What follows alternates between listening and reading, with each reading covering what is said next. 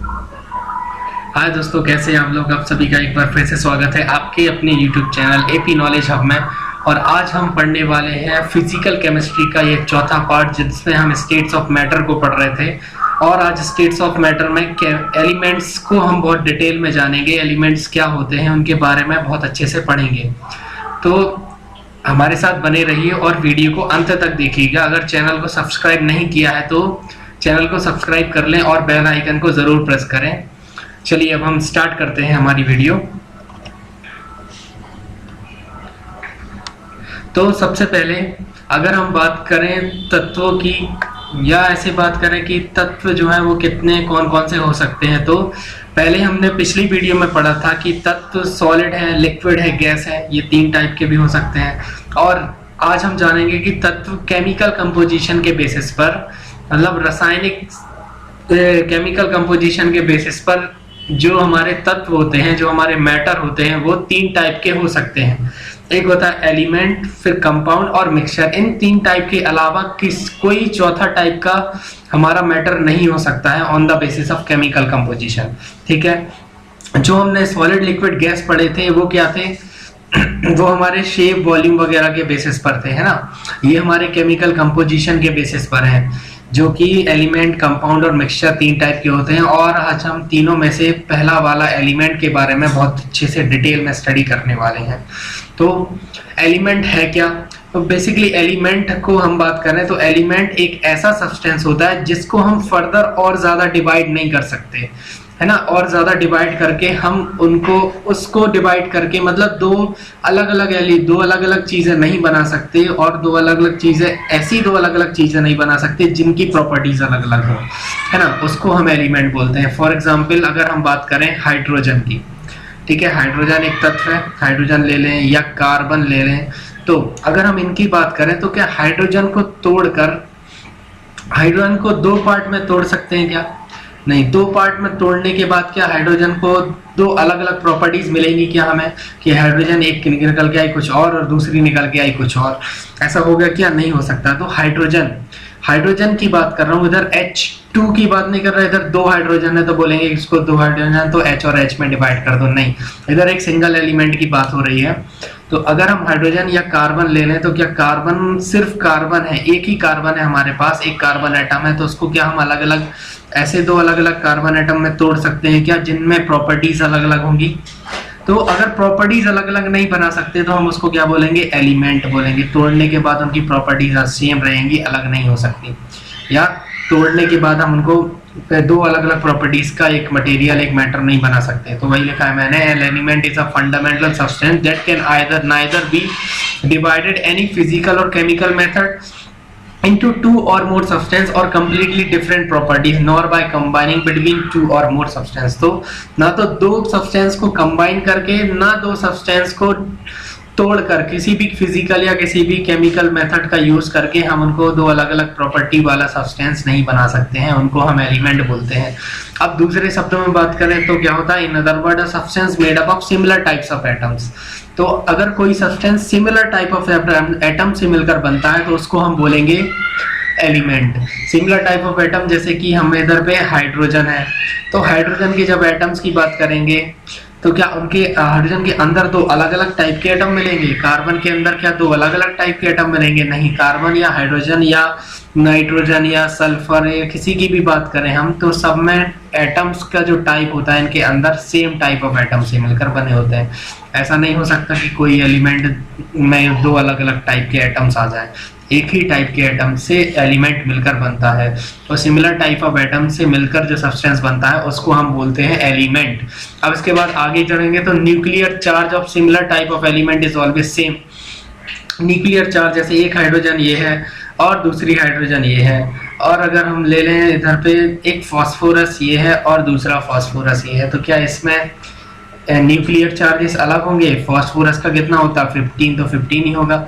इसका भी 15 ही होगा। हाइड्रोजन का अगर 1 है तो इसका, ये हाइड्रोजन भी 1 ही चार्ज होगा और इस हाइड्रोजन का भी 1 ही चार्ज होगा, अलग तो होगा नहीं। तो इसलिए क्या बोलते हैं कि न्यूक्लियर चार्जेस जिन सब्सटेंस में सेम होता है उन सब्सटेंस को हम एलिमेंट बोलते हैं। अब एग्जाम्पल बहुत सारे हैं, हाइड्रोजन है, oxygen, nitrogen, sodium, iron, copper, gold, silver, platinum, है ना, जिंक है, टाइटेनियम है। तो बहुत सारे हैं एग्जाम्पल्स हमारे पास, पूरे के पूरे 112 तत्व, 118 112 तत्व हैं टोटल, है ना। तो ये था हमारा एलिमेंट की बेसिक डेफिनेशन, किनको हम एलिमेंट बोल सकते हैं और किनको हम एलिमेंट नहीं बोल सकते। चलिए अब आगे बढ़ते हैं।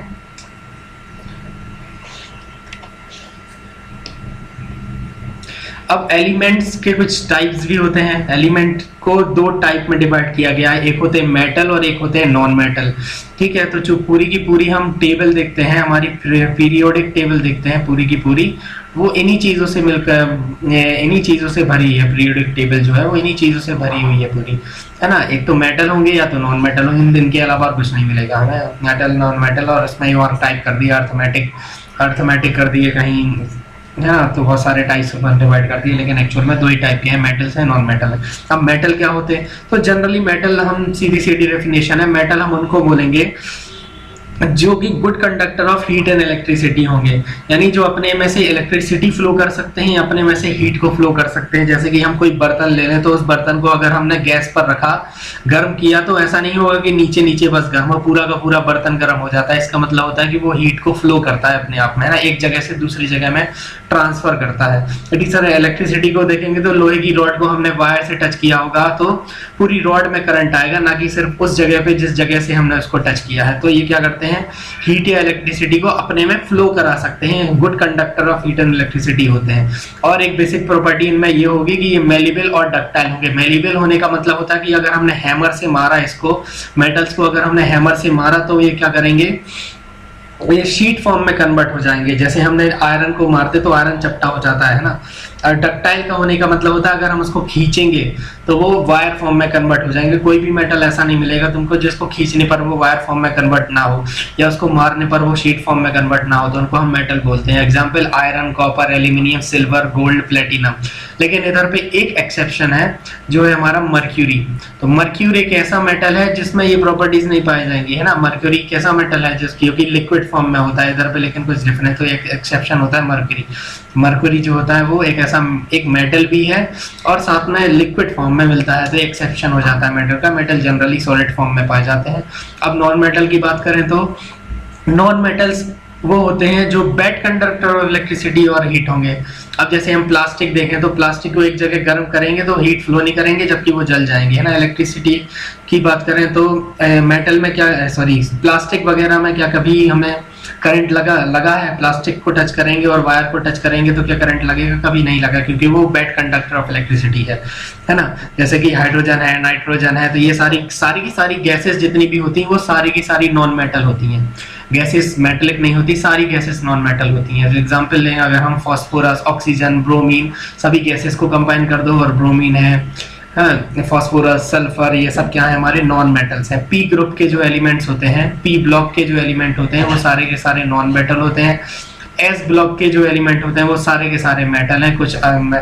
कुछ एस ब्लॉक के डी ब्लॉक के जो एलिमेंट होते हैं वो मेटल होते हैं, और पी ब्लॉक के जो एलिमेंट होते हैं वो नॉन मेटल होते हैं।